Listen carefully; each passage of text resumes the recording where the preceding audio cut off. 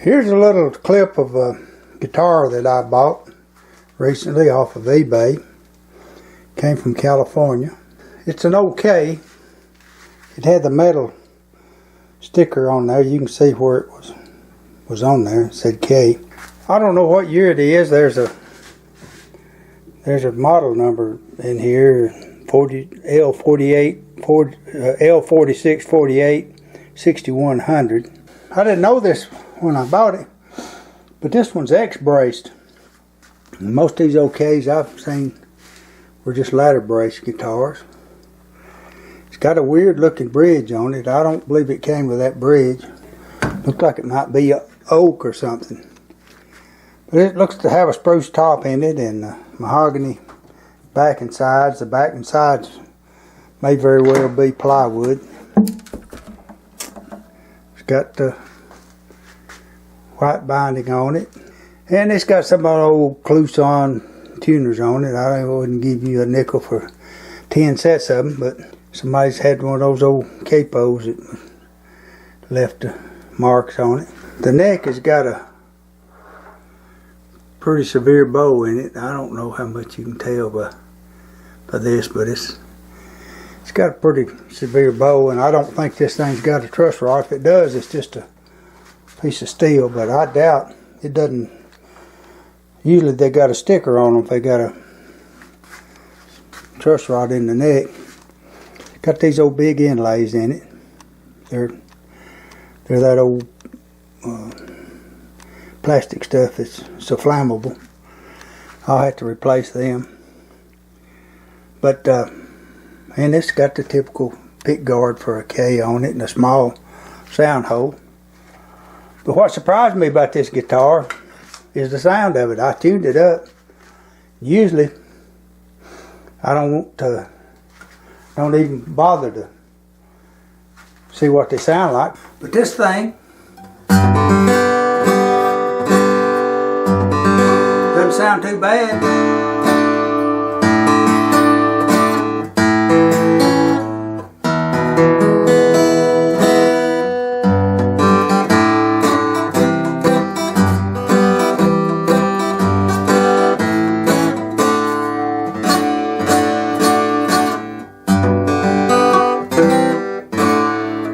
Now it's going to have a truss rod put in it. I'll take the fingerboard off and put an adjustable two-way truss rod in it. And of course it needs some tuners. And the neck's going to have to be reset, and we'll work on the X braces and take them down where they're not so big and bulky and scallop them. And that should help the sound of it. And I'll probably recut this neck. These things had a pretty thick neck on them, pretty husky, like a ball bat. And I like a smaller neck, so I'll probably do that. Open the sound hole up on it, put a Martin style pick guard on it, Martin style bridge. So I just wanted to show you before we start on this thing what I had to start with. I've sure started out with some that sounded a lot worse. As I said before, this bridge, I don't believe that's the original bridge. Actually, looking at the saddle, let me zoom you in here on this thing. As I previously stated, I don't believe this bridge is original. If you look at this first picture, the saddle is oriented for a left-handed picker, and the rest of the guitar is set up for a right-handed person. So somebody has definitely changed the bridge and set it up at one point to play left-handed. I'm going to speed this clip up a little bit and show you. This is the celluloid inlays that were in this neck. They're about a 3/8 inch inlay, and it's been my experience that they'll flame up, and when you put a heating blanket on it, they'll flame up and cause you a problem, so I've drilled a little hole in the center of them and removed them from the neck before I'm going to take the fingerboard off. And this shot shows my heating blanket, a little heating blanket for the bridge, and we've had it on there a few minutes, and we're taking a little thin putty knife and working it in there and removing this bridge. And like I said, it's going to be sped up quite a bit, but the bridge came off pretty cleanly, and I feel like it's not the original bridge at all, especially since it was turned for a left-handed person. So that's what we're doing here, and it'll be sped up considerably, but you can get the idea. Here are a couple of shots of the fingerboard on this guitar. It's Brazilian rosewood, and it's a beautiful fingerboard. We took the old inlays out of it, and we're going to order some pearl inlays to right size to put in here to replace those old plastic ones. Here's a clip showing us measuring the fingerboard, the amount of relief in it. It was about 20 thousandths of an inch, and we determined that we needed to remove the fingerboard and put a two-way truss rod in it. This clip shows us with our little travel iron sitting on the fingerboard and taking a little putty knife and working the fingerboard loose on it.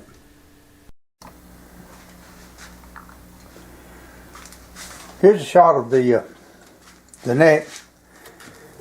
We got the fingerboard off and came off pretty cleanly, and we took this old piece of steel out of it, which was supposed to act as a truss rod. And it didn't do much. Add a little weight to it. But we're going to put this two-way truss rod in it that I got from a supplier that I use, and it's not very tall, and I've found them to do a good job. The neck has got without the truss rod or without the weight of the strings pulling on it, it's got some bow in it. Here's a 14 thousandths feeler gauge, and that's about how much bow it's got in it. Now, and I can check it from both sides. It's pretty well the same. Now this truss rod will pull that out of it, but since I've got everything exposed, I can work with this thing and sand the ends of it and level it up. In other words, the truss rod won't be having to pull the neck into shape. It'll just be holding it where it is. So we're gonna take a straight edge, piece of sandpaper on a special thing I got. I learned this from Frank Ford. This is an old plane iron, and it's got some 80 grit paper on it, and we're gonna sand this thing, and it being straight, it's gonna straighten that neck out. We've run this straight edge across this with some coarse sandpaper on it, and here's a little thin tool, and we can sight down the thing and see that it's almost dead straight. I can't get this little thin tool in there, so what we're going to do is widen this slot out and put this adjustable rod in it. And that should, when we get the fingerboard put back on it, that should correct the bow in it. Now there are several ways to widen this slot in this neck.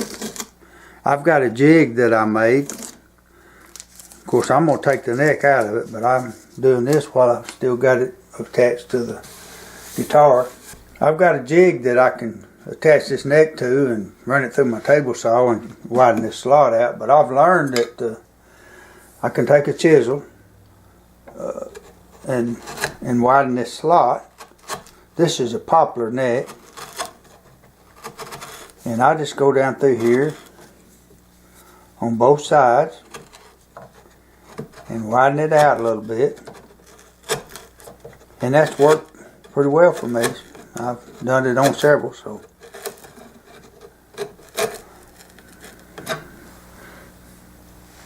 maybe you can see what I'm doing there. Let me get this a little bit closer, a little bit higher. Maybe zoom it in a little bit.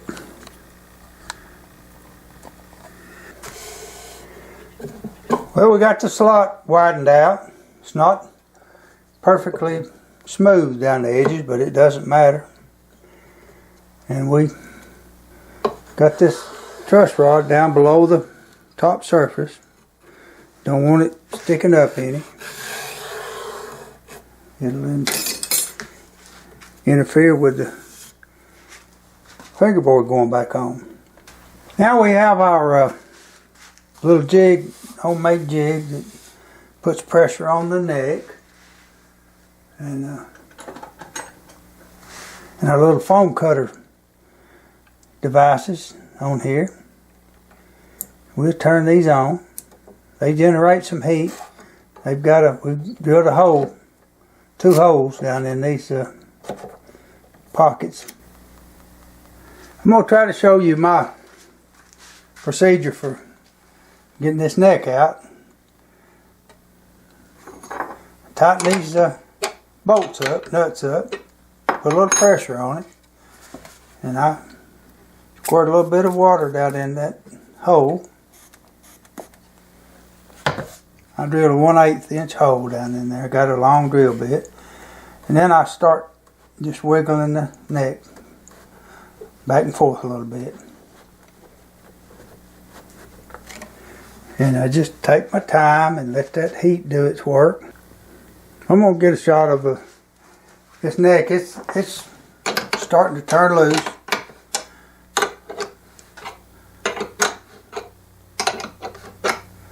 Every time I wiggle it, look at that. It's ready to come out now. You just wouldn't believe how, if you've never fooled with any of this stuff, you wouldn't believe how much these foam cutters improve getting the neck out of a guitar. I tell you, I used a cappuccino machine with a football needle in it for a long time. Look at that. Came out very well. We've hooked up our little tool we bought here a while back called a boroscope.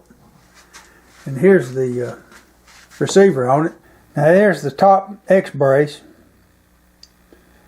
And it's hard for you to tell how wide that is, but believe me, it's wide. And see, there's the brace back in the back, right here. It's just one tone bar, I think they call them in the Martins. Just one brace behind the bridge plate. And here's the bridge plate. It's spruce, and you see how the holes are split out. We're probably going to put a maple bridge plate in it. But here's the X brace. Here's where they cross.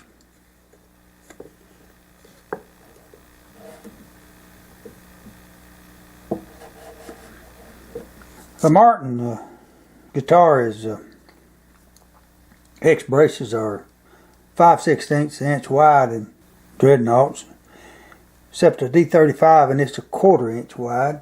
And here's how wide they are. They're about almost 3/8 of an inch. They're about 10 millimeters, which is, I think 3/8 is 9 point something millimeters. So they're extremely wide, and I think that hinders the sound. What I think I'll do, those braces appear to be attached pretty well. I'm going to scallop these braces, and I think I'll try to get that bridge plate out of there and put a maple one in it.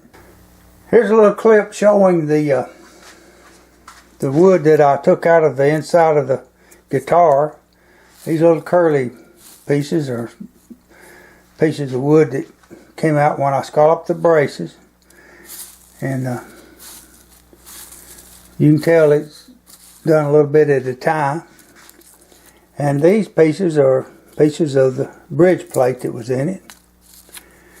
It's spruce, and let's see about how thick it was. It's about 140 thousandths of an inch thick. Martin specs call for about 100 thousandths.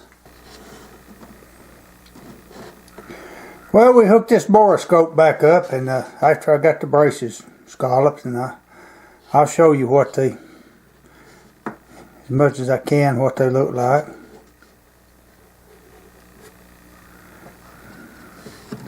There's one of them.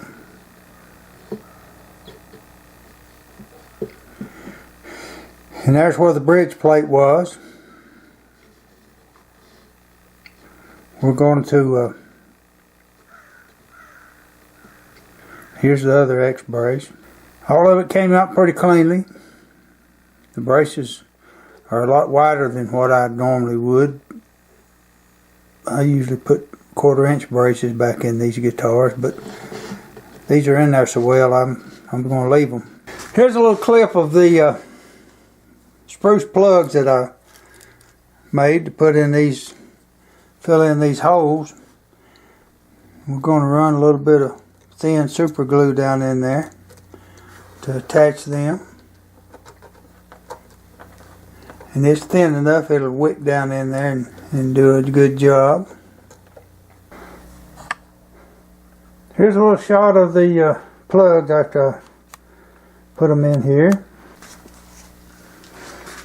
Here's the bridge plate I'm going to use in this thing. It's made out of dogwood. It's some dogwood that's 30 or 40 years old that a friend of mine gave me, and it's good and dry. Makes a good bridge plate.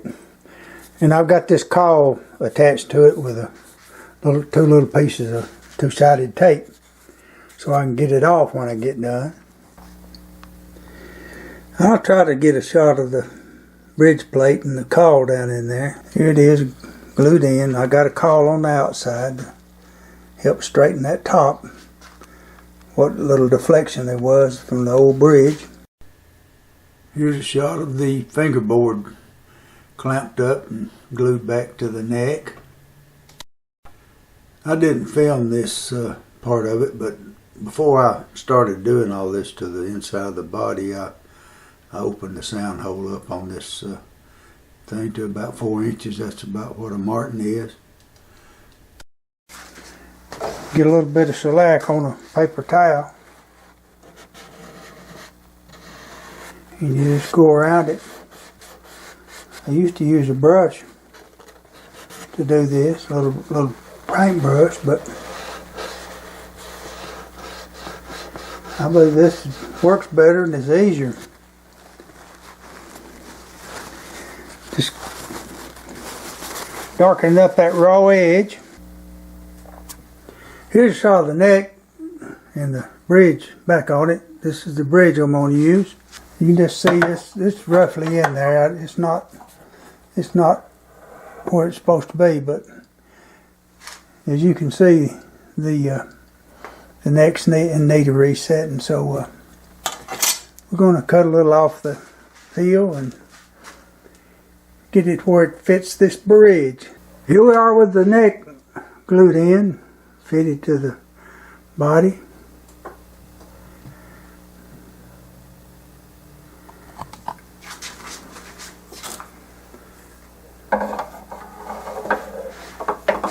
We run our, move this over a little bit.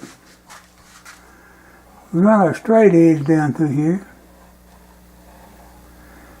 and you can see that it just clears the bridge. Here's my method for positioning the bridge. We'll review it a little bit here. We got this measuring device that I've made. It's just a simple little piece of plastic. It's two pieces, both the same length. We position the other end of this half of the scale on the 12th fret. We cut this little piece of plastic. We fit the bridge so that the front of the saddle lines up with the end of this scale on the first string.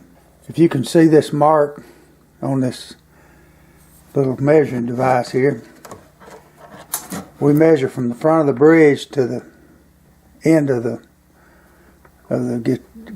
guitar body, and we mark it on both sides of this measuring device, and we measure it on both sides to get the bridge straight across. Now we take this down, this little piece of plastic, it's a throwaway piece of plastic, and then we can clean up under the bridge so it can be glued down. We can clean all the way out to the edge of it, and it's worked mighty good for me. Here's a shot of the bridge we're going to put on it. Clean the bottom of it up. It's a takeoff from Martin. There it is. Fit on it in the right place. And we'll get some fish glue on it and glue it on there with our clamps. I'll show you that in just a minute. We got it glued on here. As I said, we use some fish glue. I've had mighty good luck with the fish glue. It's strong glue and compatible with hide glue. Now we're going to just make a little cut in this plastic so we can get it off of here.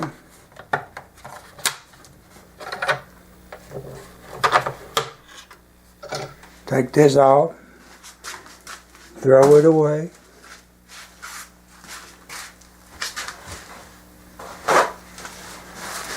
Now we can clean the glue up,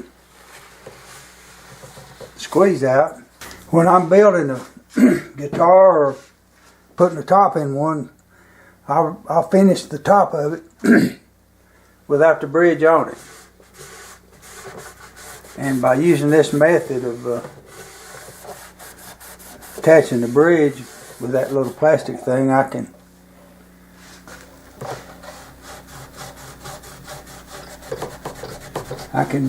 have a clean edge around that bridge. It's hard to finish one with a bridge on it and not get that overspray detail around the edges of that bridge.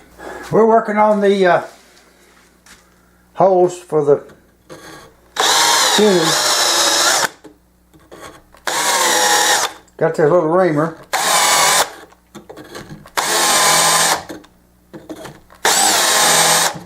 We like to put these modern style tuners on these guitars so that you don't have to have a pair of vice grips to tune them with like you had with those old Clusons. that everybody's just so hipped up about.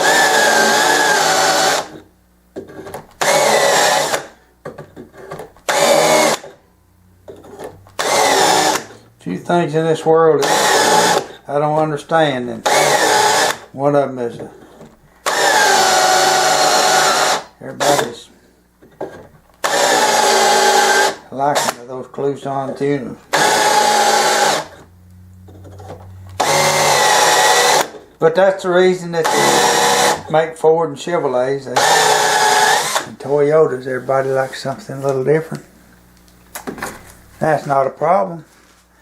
Let me see if I got a set of tuners put on this thing here.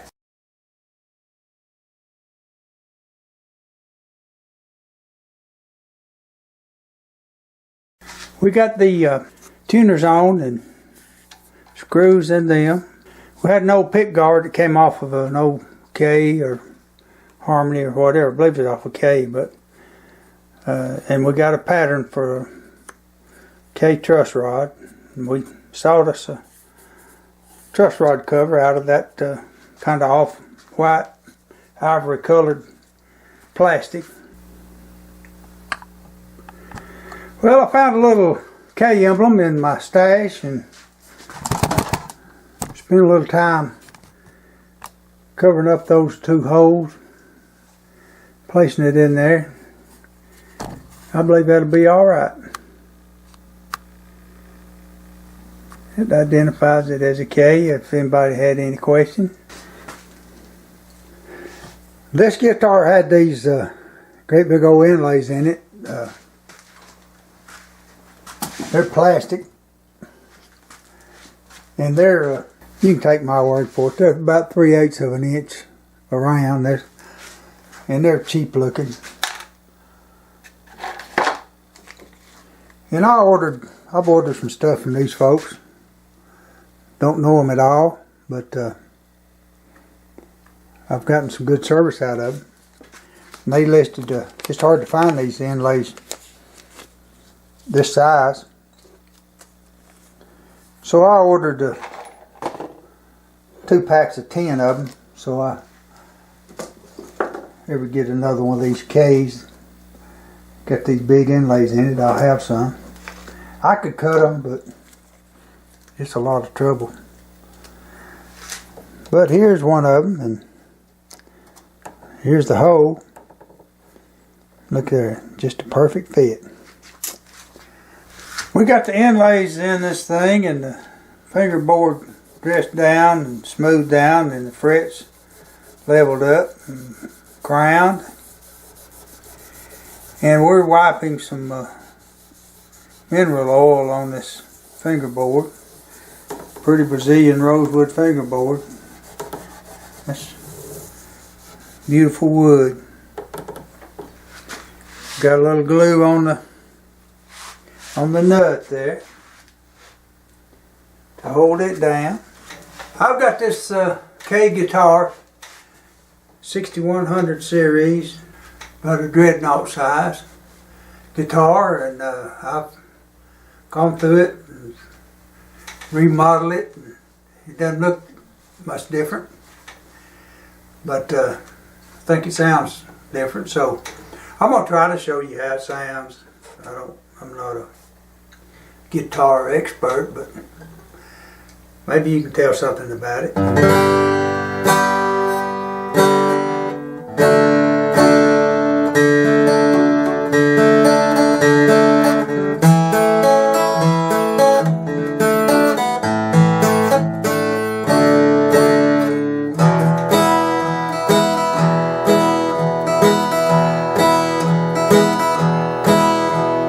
Travel down a lonely road, no one seemed to care. A burden on my weary back that bowed me to despair.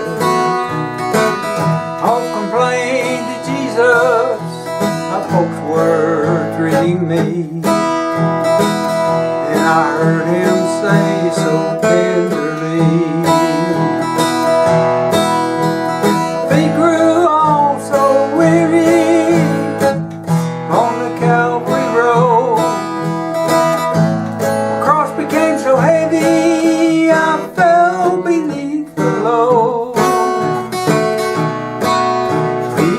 faithful, weary pilgrim, morning you will see. Pick up thy cross and follow close to me. Jesus, if I die alone on a field someday, there'll be no more than love demands, no less could I repay. No greater love hath mortal man for a friend to die. These are the words he spoke as he passed by. He grew on so weary on the Calvary road. The cross became so heavy I fell beneath my load.